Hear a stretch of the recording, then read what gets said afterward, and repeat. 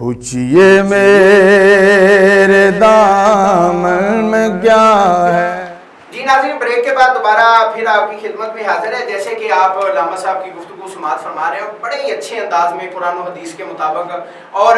جارحانہ انداز۔ دیکھیں، یقین کریں کہ جب آئے ہیں تو میں نے ان کی دستار دیکھی تو مجھے جو ہے نا بابا جی کی یاد آ گئی۔ انہوں نے ایک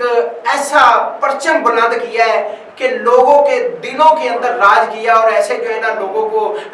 ڈنڈے کی چوٹ پر کہا ہے کہ ناموس رسالت کے ہم غلام ہیں۔ اور انہوں نے یہ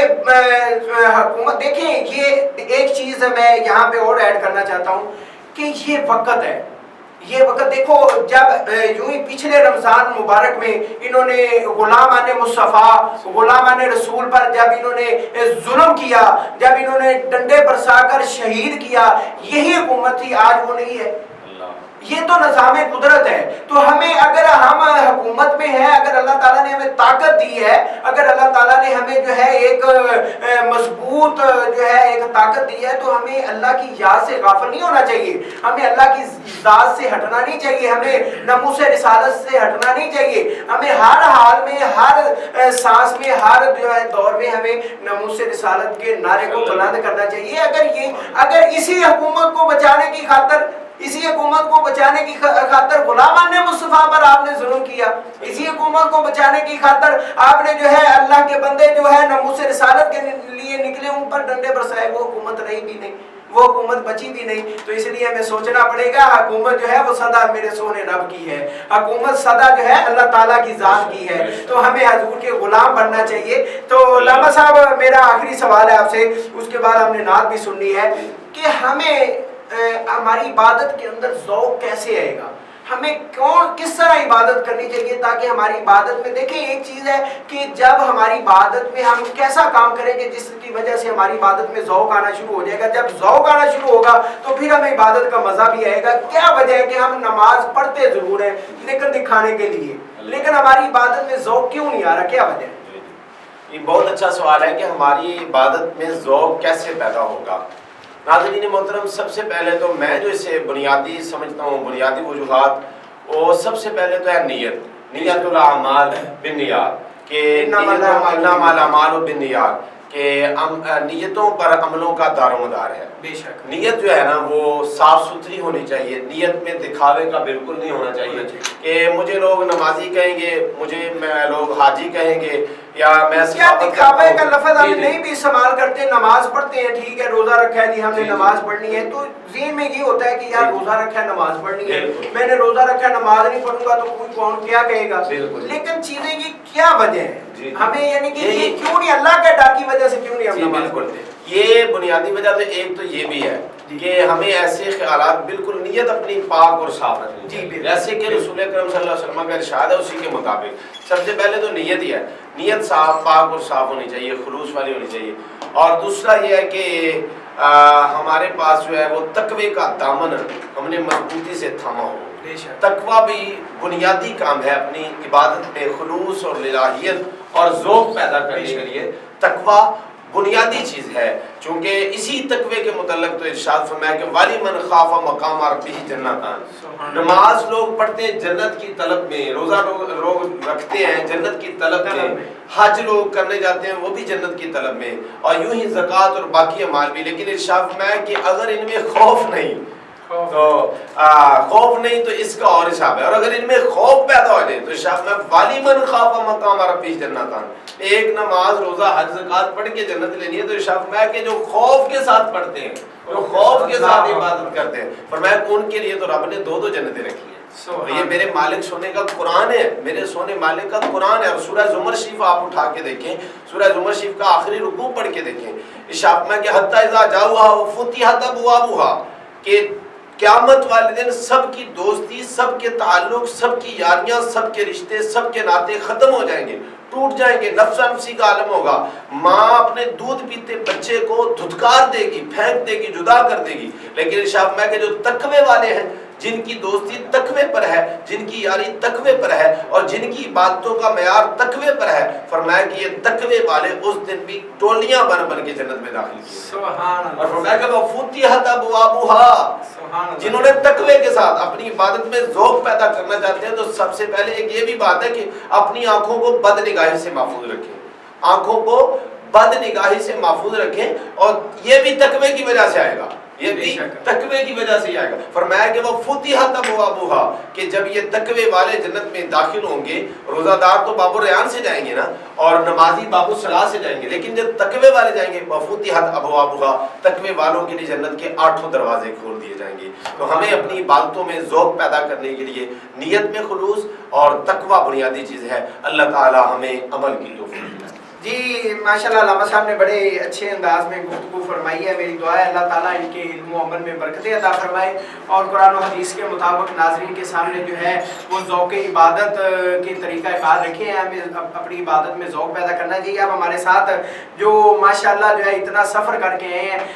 جناب حافظ محمد طاہر فروخ قادری صاحب، بہت شکریہ جناب، آپ کمال کیا آپ نے، آپ روزے کے ساتھ ماشاءاللہ اتنا سفر کر کے آئے ہیں۔ اللہ تعالیٰ آپ کا یہ جو سفر ہے یہ قبول فرمائے، کیونکہ آپ نے حضور کی ثنا کرنی، آپ شوق سے آئے ہیں، اللہ تعالیٰ یہ شوق آپ کا قبول فرمائے۔ تو میری گزارش ہے کہ ہمارے ناظرین کے سامنے آپ حضور علیہ السلام کی بارگاہ میں ہدیہ داد پیش کریں۔ جی بہت شکریہ حافظ ظہیر احمد صاحب کا،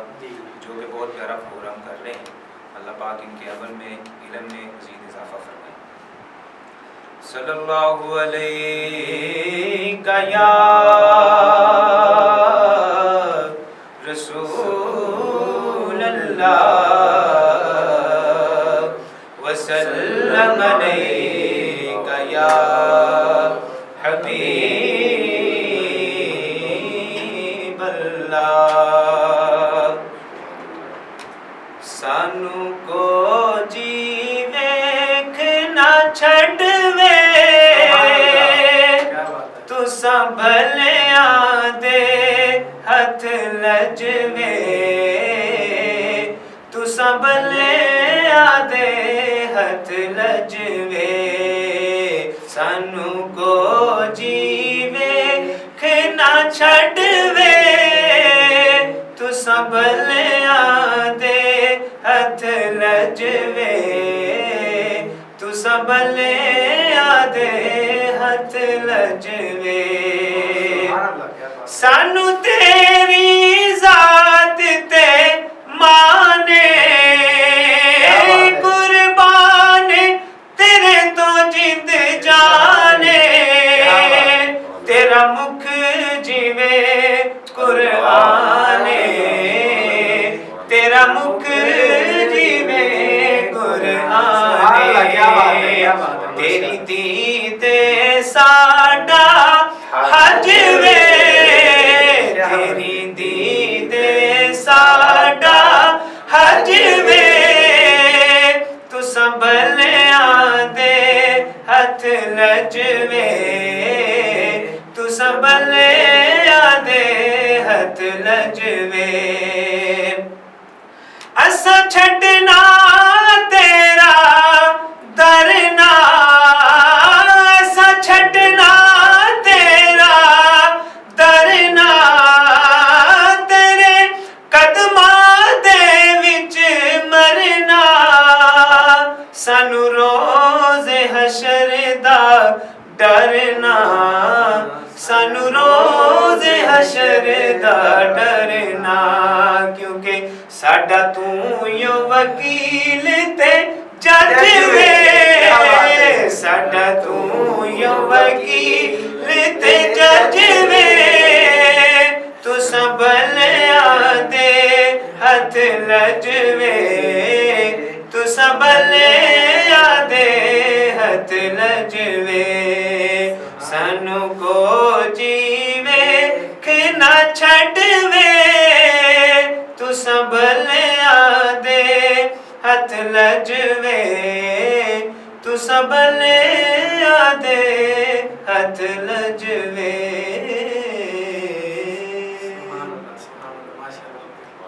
اردو کے جو ہے نا چاہنا شاید ایک میں ہی نہیں ان پر قربان زمانہ ہے،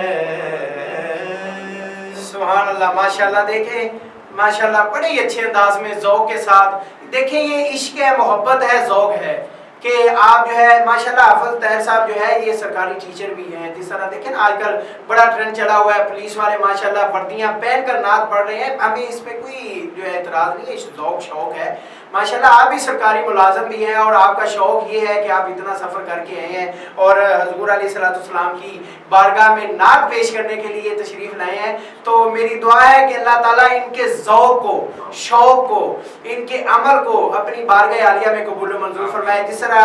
माशाल्लाह अल्लामा मोहम्मद उमर रिज़वी साहब ने गुफ्तगू की, मेरी दुआ है अल्लाह ताला इनके इल्म में, अमल में मज़ीद बरकतें अता फरमाए। माशाल्लाह अल्लामा अब्दुल गफ्फार रिज़वी साहब हमारे प्रोग्राम में तशरीफ़ लाए, हमारे मेहमान बने। मेरी दुआ है कि अल्लाह ताला इनका भी आना जाना अपनी बारगाह आलिया में कबूल मंजूर फरमाए। नाज़रीन किराम जो है अल्लाह ताला की बारगाह में दुआ है कि अल्लाह ताला हमारे रोज़े रखना,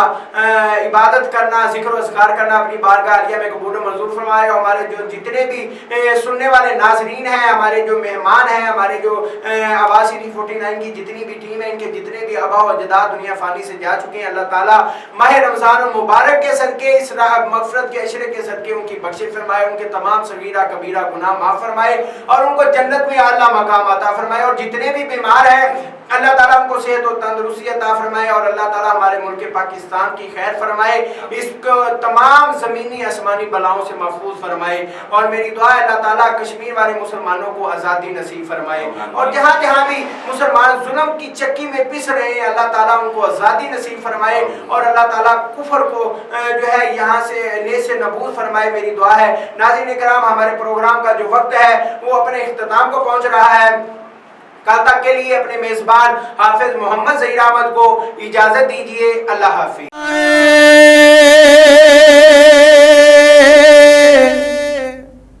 दियार नबी हूँ,